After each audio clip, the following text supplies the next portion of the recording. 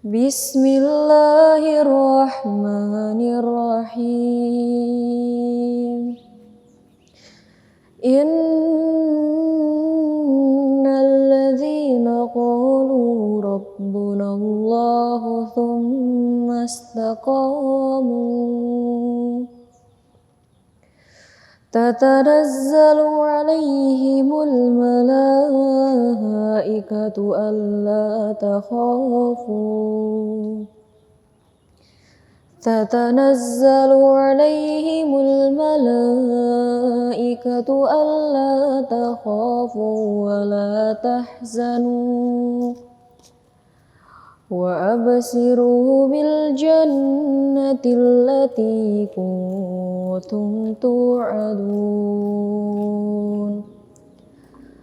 Nahnu awliyaukum fil hayatid dunya wa fil akhirah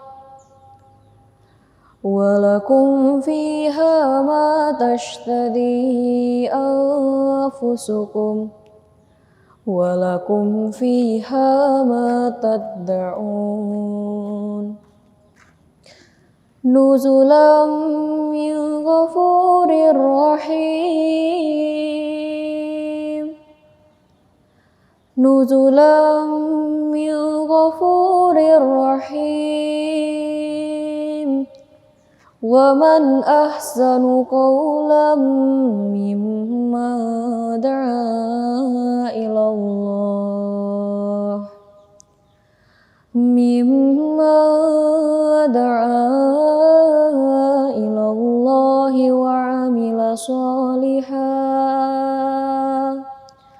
wa amila salihan wa qala innani minal muslimin.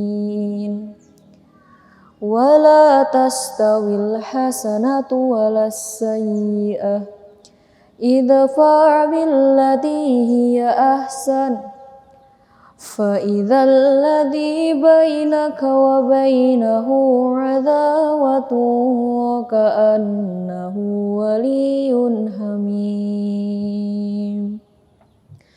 Wa ma yulaqqaha illal ladzina sabaru wa ma yulaqqaha illa dzu hazzin 'adzim.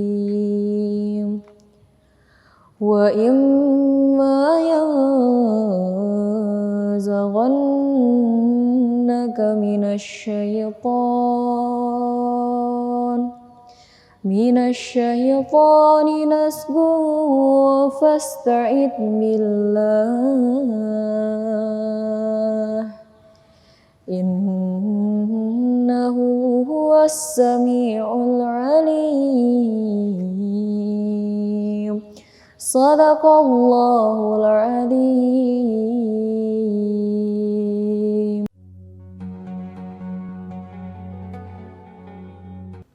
Bismillahirrahmanirrahim. Assalamualaikum warahmatullahi wabarakatuh. Alhamdulillah nahmaduhu wa nasta'inuhu wa nastaghfiruh wa na'udzu billahi min shururi anfusina wa min sayyiati a'malina may yahdihillahu fala mudilla lahu wa may yudlil fala hadiyalah.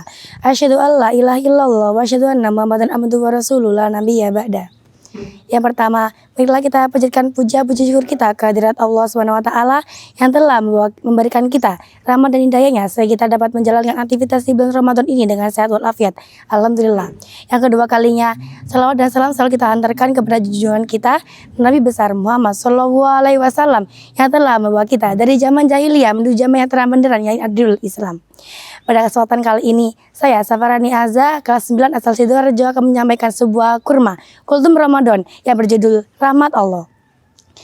Sebelumnya, saya akan menceritakan sebuah kisah yang pernah dikisahkan oleh malaikat Jibril kepada Rasulullah SAW. Gimana sih ceritanya? Jadi, pada suatu hari malaikat Jibril mendatangi Rasulullah, kemudian beliau berkata, "Wahai Muhammad, di atas bukit di tengah lautan terdapat hamba Allah yang beribadah selama 500 tahun.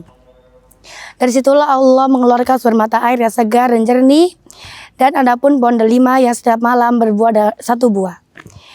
Setiap hari hamba tersebut bermandi dan berwudu menggunakan air yang segar tersebut, dan memetik dan memakan buah delima itu, kemudian berdiri mengerjakan sholat, dan kemudian ia berdoa, "Ya Allah, matikan aku dalam keadaan bersujud sampai dibangkitkan aku dari kiamat dalam keadaan bersujud." Maka Allah mengabulkan doa hamba tersebut. Malaikat Jibril pun memperoleh petunjuk dari Allah bahwasanya hamba tersebut akan dibangkitkan dari kiamat dalam keadaan bersujud.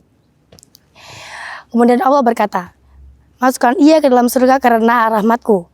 Namun hamba tersebut berkata, "Ya Allah, masukkan aku ke dalam surga karena amal ibadahku." Allah berkata lagi, "Masukkan ia ke dalam surga karena rahmatku." Hamba tersebut berkata lagi, "Ya Allah, masukkan aku dalam surga karena amal ibadahku."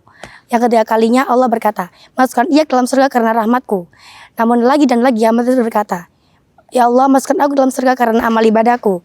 Kemudian Allah menyuruh malaikat untuk menghitung seluruh amal ibadah yang ia lakukan di dunia dan disandingkan dengan nikmat yang Allah berikan kepadanya. Namun ternyata amal yang ia lakukan di dunia tidak sebanding dengan apa yang diberikan oleh Allah. Kemudian Allah berfirman, "Masukkan ia ke dalam neraka." Maka ketika malaikat ingin menariknya masuk ke dalam neraka, hamba tersebut berkata, "Ya Allah, masukkan aku dalam surga karena rahmatku." Hadis riwayat Sulaiman bin Haram dari Muhammad Al-Mankadi dari Jabir R.A. Dari hadis tersebut dijelaskan bahwa kita saja masuk surga tidak hanya dengan amal ibadah, harus dengan rahmat dari Allah. Namun bagaimana dengan amal ibadah kita lakukan setiap hari? Adapun cara-cara yang Rasulullah ajarkan kepada umatnya, bagaimana cara dapat meraih rahmat dari Allah. Yang pertama, selalu berbuat ihsan kepada Allah dengan selalu menyadari bahwa Allah selalu mengawasi kita, dan begitu kita dapat terhindarkan dari perbuatan yang mungkar. Yang kedua, bertakwa kepada Allah dengan menjauhi larangannya dan menaati perintahnya. Allah berfirman, "Siksaku akan kutimpakan pada seorang yang kuhendaki, dan rahmatku meliputi segalanya. Maka akan kutimpakan rahmat kepada seorang yang bertakwa, menunaikan zakat, beriman kepada ayat-ayat kami." Arti dari Quran Surat Al-A'raf ayat 196. Yang ketiga, kasih sayang terhadap seluruh makhluk Allah, bukan hanya kepada manusia, hewan dan tumbuhan pun. Apabila kita mencintai dan menyayangi penduduk bumi, niscaya penduduk langit dan bumi akan menyayangi kita. Yang keempat, berdoa kepada Allah dengan senantiasa menyebut asma-asma Allah, seperti di Quran Surah Al-Kahfi ayat 10 yang berbunyi, "A'udzubillahi minasyaitonirrajim, is'awal fi satil kafaqalu rabbana atina min ladunka rahmatan wa hab lana min amrina rasyada." Surah Al-Adim. Yang artinya, ingatlah ketika pemuda itu berlindung di dalam gua, kemudian mereka berdoa, "Ya Tuhan, berikanlah rahmat-Mu di sisi kami, dan sempurnakanlah petunjuk lurus bagi kami dalam urusan kami." Yang kelima, mengerjakan sholat, menunaikan zakat, dan menaati Allah.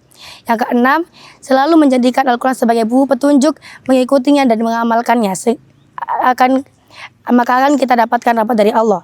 Yang ketujuh, yaitu selalu beristighfar kepada Allah dengan selalu memohon ampun kepada Allah.